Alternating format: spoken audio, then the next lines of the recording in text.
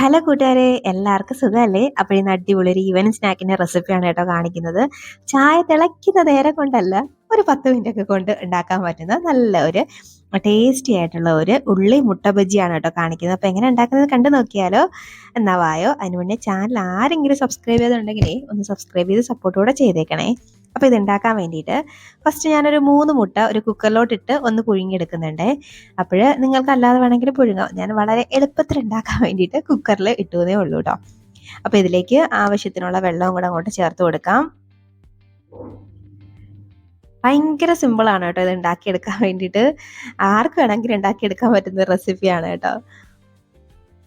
അപ്പോൾ അതാണ്ട് ഞാൻ വെള്ളം ഒഴിച്ച് കൊടുത്തിട്ടുണ്ട്. ഇനി നമുക്ക് കുക്കർ ഒന്ന് അടച്ചു വെച്ചിട്ട് ഒരൊറ്റ വിസിൽ കേൾക്കുന്നവരെയും ഒന്ന് വേവിച്ചെടുക്കാം. മുട്ട ഇങ്ങനെ പുഴുങ്ങിയെടുക്കുമ്പോൾ വളരെ പെട്ടതാണ് കേട്ടോ. അപ്പോൾ ഞാൻ ഇതിൻ്റെ വെയിറ്റ് ഒക്കെ ഇട്ട് കൊടുത്ത് അടുപ്പത്തേക്കൊന്ന് മാറ്റുന്നുണ്ടേ.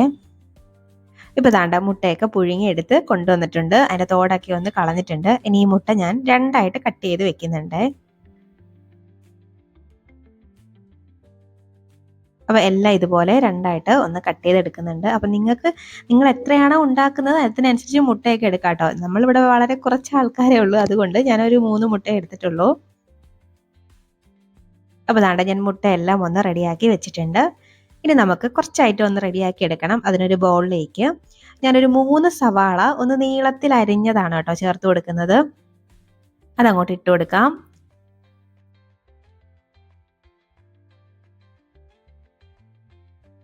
ഇനി ഇതിലേക്ക് കുറച്ച് ഇഞ്ചി അരിഞ്ഞെടുത്തതാണ് കേട്ടോ ചേർത്ത് കൊടുക്കുന്നത്. വളരെ ചെറുതായിട്ട് ഒന്ന് അരിഞ്ഞെടുത്ത് ചേർത്താൽ മതി.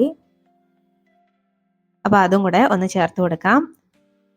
ഇനി എരിവിന് വേണ്ടിയിട്ട് ഒരു പച്ചമുളക് ചേർത്ത് കൊടുക്കുന്നുണ്ട്. വളരെ എരിവ് കുറഞ്ഞതാണ് കേട്ടോ. അതുപോലെ വലിയൊരു പച്ചമുളക് വരുന്നു, അതുകൊണ്ട് ഞാൻ ഒരെണ്ണേ ചേർത്തോളൂ. ഇനി ഇതിലേക്ക് ഒരു 1/4 ടീസ്പൂണൊക്കെ മഞ്ഞൾപ്പൊടി ചേർത്ത് കൊടുക്കുന്നുണ്ട്. അപ്പോൾ പൊടികളൊന്നും അധികമൊന്നും ആവശ്യമില്ല. ഇനി ഒരു 1/2 ടീസ്പൂണോളം കാശ്മീരി ചില്ലിയാണ് കേട്ടോ, അതും കൂടെ ചേർത്ത് കൊടുക്കാം. ഇനി ഇതിലേക്ക് ആവശ്യത്തിനുള്ള ഉപ്പും കൂടെ നമുക്ക് ഈ സമയം അങ്ങോട്ട് ചേർത്ത് കൊടുക്കാം. ഇനി ഇതിലേക്ക് ഞാൻ ഒരു മുട്ട ഒന്ന് പൊട്ടിച്ചൊഴിക്കുന്നുണ്ട്. ഇനി ഇതെല്ലാം കൂടെ നമുക്ക് നന്നായിട്ട് ഒന്നങ്ങ് മിക്സ് ആക്കി എടുക്കാം.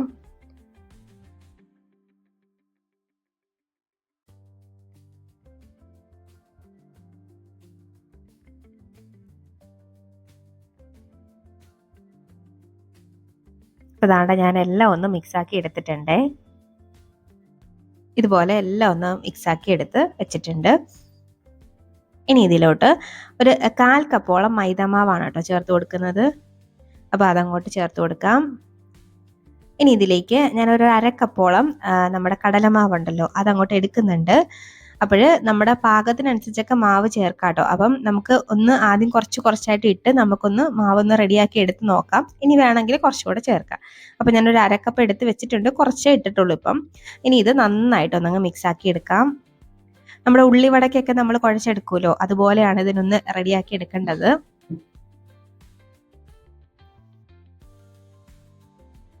കയ്യിലൊക്കെ ഇങ്ങനെ ഒട്ടുന്നെങ്കിൽ ഇടയ്ക്ക് കൈയൊക്കെ ഒന്ന് കഴുകിയിട്ട് വന്ന് ചെയ്യുകയാണെങ്കിൽ അധികം ഒട്ടുമില്ല കേട്ടോ. അപ്പോൾ അതാണ്ട് നന്നായിട്ട് ഒന്ന് കുഴച്ചെടുത്തിട്ടുണ്ട്. അപ്പോൾ ഇനിയും മാവിൻ്റെ ആവശ്യമുണ്ട്. ഇപ്പം നന്നായിട്ട് ലൂസായിട്ടിരിക്കുകയാണ്, ഒരല്പം ടൈറ്റായിട്ട് കിട്ടണം നമുക്ക് മുട്ട വെക്കുന്നത് കൊണ്ട് തന്നെ. അപ്പോൾ ഞാനിതിലേക്ക് ബാക്കിയുള്ള മാവും കൂടെ ചേർത്ത് കൊടുക്കുന്നുണ്ട്. ചേർത്തിട്ട് വീണ്ടും നന്നായിട്ട് ഒന്നങ്ങ് മിക്സ് ആക്കി എടുക്കാം.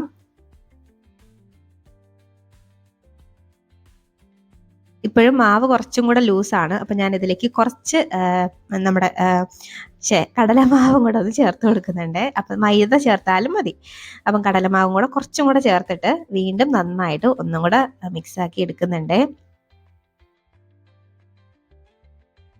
അപ്പോൾ അതാണ്ട് നമ്മുടെ മാവിൻ്റെ കൺസിസ്റ്റൻസി എന്ന് പറഞ്ഞാൽ ഇതുപോലെ ഇരിക്കണം. അത്യാവശ്യം ഒരുപാട് അങ്ങ് കട്ടിയായിട്ട് ഇരിക്കരുത്, എന്നാൽ ഒരുപാട് ലൂസ് ആവുകയും ചെയ്യരുത്. ഈ ഒരു പാകമാണ് കേട്ടോ. അപ്പോൾ ഇതൊന്ന് റെഡി ആയിട്ടുണ്ട്. അപ്പോൾ ഇതവിടെ ഇരിക്കട്ടെ. ഇനി നമുക്ക് ഇത് ഫ്രൈ ആക്കി എടുക്കാൻ വേണ്ടിയിട്ട് ഒരു പാനിലോട്ട് നമുക്ക് ഓയിലൊന്ന് ചേർത്ത് കൊടുക്കാം. ഞാനിവിടെ അതിഥിയുടെ സൺഫ്ലവർ ഓയിലാണ് കേട്ടോ എടുത്തേക്കുന്നത്. ഇതിനെപ്പറ്റി എടുത്തു പറയാൻ ഇതൊരു പ്രൊമോഷൻ വീഡിയോ ഒന്നും അല്ല കേട്ടോ. എടുത്തു പറയാൻ കാര്യം എന്ന് വെച്ച് കഴിഞ്ഞാൽ പൊതുവേ സൺഫ്ലവർ ഓയിലിനോടൊന്നും അത്ര താല്പര്യമുള്ള വ്യക്തിയല്ല ഞാൻ. പക്ഷേ ഇത് ഉപയോഗിച്ചതിന് ശേഷം എനിക്ക് ഭയങ്കരമായിട്ട് ഇഷ്ടപ്പെട്ടു.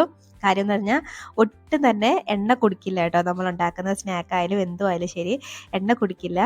നല്ല ഒരു റിഫൈൻഡ് സൺഫ്ലവർ ഓയിലാണ് കേട്ടോ. അപ്പം നിങ്ങളൊന്ന് യൂസ് ചെയ്ത് നോക്കൂ.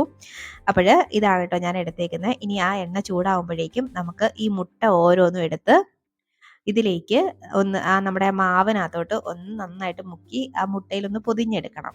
ഇതുപോലെ ഒന്ന് നന്നായിട്ട് ഒന്നങ്ങ് കോട്ട് ചെയ്തെടുക്കാം. അപ്പോൾ ഇങ്ങനെ ഇളകി പോന്നൊക്കെ തോന്നിയാലും നിങ്ങൾ അതോടെ ചേർത്തങ്ങ് എടുത്താൽ മതി. ഒരുപാട് കട്ടിയിൽ മാവ് ഇരിക്കാത്തതാണ്, ഇങ്ങനെ ഇരിക്കുന്നത് തന്നെയാണ് നമുക്കിതിന് ടേസ്റ്റ്. അപ്പോൾ ഇതുപോലെ തന്നെ മാവൊന്ന് റെഡിയാക്കിയാൽ മതി. ഇങ്ങനെ ഒന്ന് എടുത്തിട്ട് നമുക്ക് ആ ചൂടായ എണ്ണയിലോട്ട് ഇതങ്ങോട്ട് ഇട്ട് കൊടുക്കാം. എണ്ണ നന്നായിട്ടൊന്ന് ചൂടായിട്ട് വേണം കേട്ടോ ഇട്ട് കൊടുക്കാൻ. ഇനി ഇതങ്ങോട്ട് ഇട്ട് കൊടുക്കാം.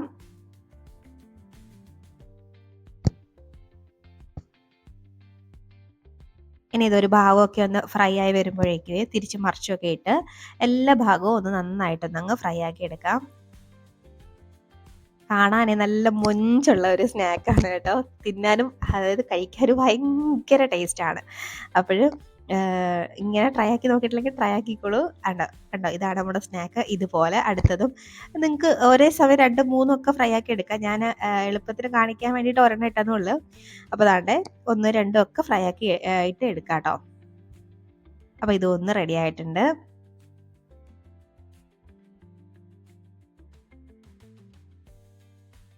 അപ്പോൾ ഇതുപോലെ എല്ലാം ഒന്നങ്ങ് ഫ്രൈ ആക്കി എടുക്കാം.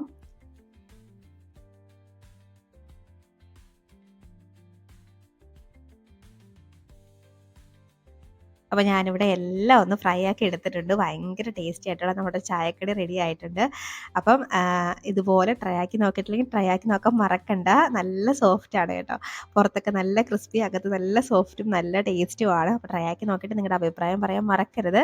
വീഡിയോ ഇഷ്ടമായി ലൈക്ക് ചെയ്യാനും മറക്കരുത് കേട്ടോ. അപ്പോൾ ഇനി ഒരു റെസിപ്പിയുമായിട്ട് വീണ്ടും കാണാം. അതുവരേക്കും ബൈ. Thanks for watching.